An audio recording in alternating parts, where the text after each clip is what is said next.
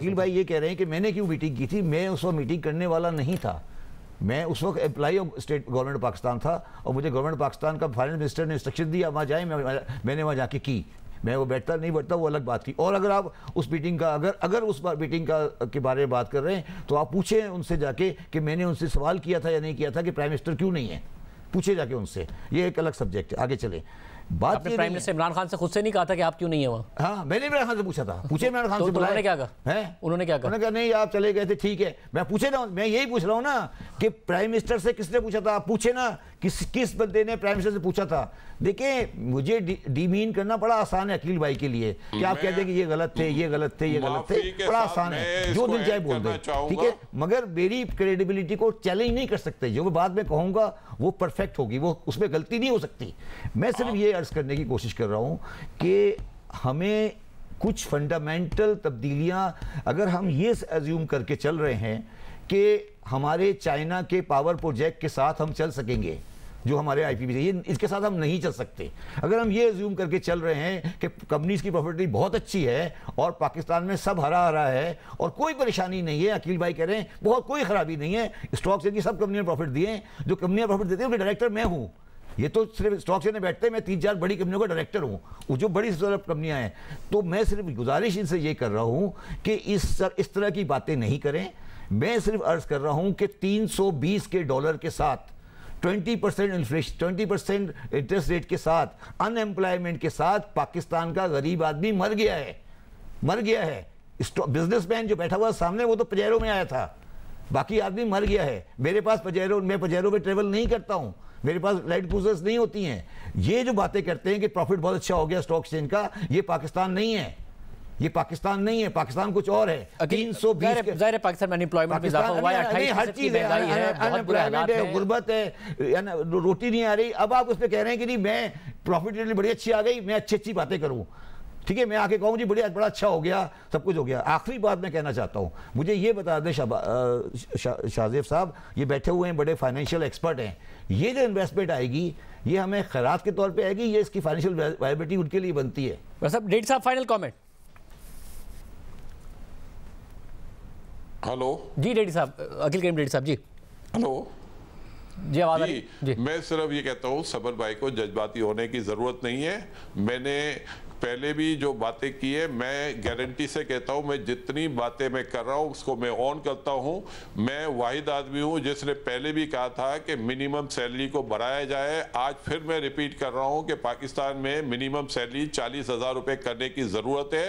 ये IPP के project जो लगाए गए हैं ये पाकिस्तान के ऊपर बर्डन है, इसने हमें काफ़ी डैमेज किया है और किसी ने पिछले 20 साल में इसको फोकस नहीं किया। अगर हम ये सारा काम पहले कर लेते तो आज ये मुसीबत हमारे सर पे सवार ना होती। और मैं रिकॉर्ड पे है कि पिछले 20 साल में अगर किसी ने टीवी पे आके जो जुमले कहे, वो मैं अकेला आदमी हूँ जो हमेशा कहता था कि इस IPP के एग्रीमेंट्स में चुंगल में हमने फंसना है। और अब IMF जाहिर बात है वो आपके ऊपर सख्ती कर रहा है और पहले वो शायद आपको रिलैक्सेशन देता था। तो हमने अपने बजट में सब्सिडी बहुत ज़्यादा रखी थी, यही सब्सिडी पाकिस्तान के लिए नुकसानदेह हुई है और उसी की वजह से हम आज इतना डैमेज हुए हैं। तो मैं ये कहता हूँ कि पीछे तो सबको मौका मिला था कि वो सब्सिडी ख़त्म भी कर सकते थे, तो उन्होंने ख़त्म नहीं की। आज ये टीवी पे बैठ के बातें तो कर रहे हैं, लेकिन ये अपने दौर की बातें करें, भाई उन्होंने क्या किया, ये छोड़ के क्यों भाग गए। और मैं ये समझता हूँ कि ये जो कह रहे हैं कि इन्होंने प्राइम मिनिस्टर को कहा, बल्कि प्राइम मिनिस्टर ने क्वेश्चन इनसे ये किया था, मैं भी उसमें मुझे पता है कि भाई आप लोग वहाँ क्यों गए थे, ये प्राइम मिनिस्टर का क्वेश्चन था, इनका नहीं था। गलत कह रहे हैं, प्राइम मिनिस्टर ने सवाल नहीं किया कभी, गलत कह रहे, totally wrong, he is wrong. मैं प्राइम मिनिस्टर से बात कर रहा हूं। प्राइम मिनिस्टर इमरान खान से जब जर्नलिस्ट ने सवाल किया तो उन्होंने डिफेंड किया था कि किससे सवाल किया? जब जर्नलिस्ट ने सवाल किया था कि वहां मीटिंग्स होती है तो उन्होंने कहा था वो इदारा है, ठीक काम करता है, तो वो इसके हामी थे। मैं अपनी बात का जवाब दे हूं। और मैं आपको एक और बात बता दूं, एक आज रिकॉर्ड पे कह रहा हूं, मैं जब मैं उस मीटिंग से उठा था तो मैंने उस वक्त भी कहा था कि मुझे कोई कंक्रीट सोल्यूशन नहीं मिला था उस वक्त भी। देखिए सर, बात ये ना कि मैं मैं अच्छी अच्छी बातें करूं चीफ आर्मी स्टाफ, मगर सामने वाला भी तो कुछ लेकर आए टेबल पर। चले, बट मैं तो इकोनॉमी के बड़े कॉन्टेक्स्ट में बात करना चाह रहा हूँ। आपका ख्याल है कि ज़्यादा फायदा नहीं होगा, अकील करीम रेड्डी साहब का ख्याल है कि बहुत पॉजिटिव हम उठ के आए हैं, हम उम्मीद करते हैं। नहीं, मेरी बात समझो शाहजेब, देखिए हम कंट्रोवर्सी में चले गए आपस की। देखिए बात ये है कि हमें ये डिसाइड करना है कि हमें 6 महीने बाद इलेक्शन में जाना है। देखिए चीज़ों को रिलेट करके चलें आप। मैं फिर आपको एक बात कह रहा हूं कि अगर कोई आदमी, कोई एक इंसान, कोई एक इदारा आज के हालात, अच्छा पहली बात तो ये रियलाइज करें कि आज के हालात यूजुअल हालात नहीं है। ये तो आप रियलाइज कर दें, करेंगे या नहीं करेंगे? बिल्कुल ठीक है। जब आपके प्रोग्राम में मैंने कहा था कि पाकिस्तान गोइंग कंसर्न नहीं है तो आप लोग सारे हंसते थे। ठीक है, आप पहले थे 2021 पहले थे ना, अब ये सारे बैठ के बातें करते हैं। मैं तो अग्री कर रहा था आपसे कि हम उसी तरफ जा रहे हैं। आईपीपी के ऊपर मेरे कम से कम 50 आर्टिकल हैं अखबार के अंदर, कम से कम 50 आर्टिकल लिखे मैंने आईपीपी के ऊपर। ठीक है, ये पीरा भी मैंने बंद कराया है। ठीक है, तो मैं सिर्फ ये अर्ज करने की कोशिश कर रहा हूं कि हमें ये रियलाइज करना चाहिए कि पाकिस्तान के इस वक्त के हालात अनयूजुअल हैं और पाकिस्तान अपने डिफॉल्ट के से नहीं बचा है। ये अगर आप समझ रहे हैं कि डिफॉल्ट से बच गया है तो नहीं बचा है। और पाकिस्तान को 2023 से लेकर 2028 तक 88 बिलियन डॉलर अरेंज करने हैं, कैश फ्लो में।